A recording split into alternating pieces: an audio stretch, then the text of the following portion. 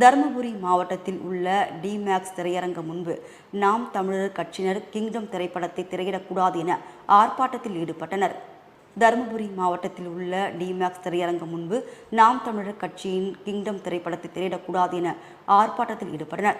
இந்த ஆர்ப்பாட்டம் மாநில ஒருங்கிணைப்பாளர் மு. சந்தோஷ்குமார் தலைமையில் நடைபெற்றது.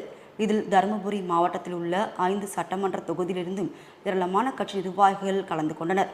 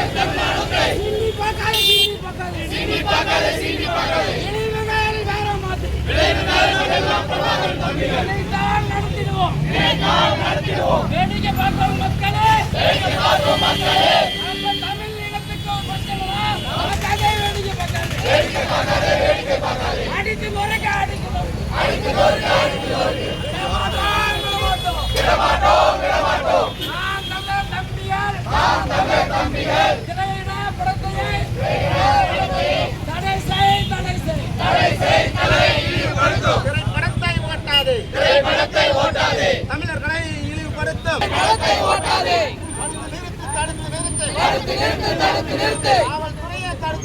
காவல்துறையை தடுத்து நிறுத்து.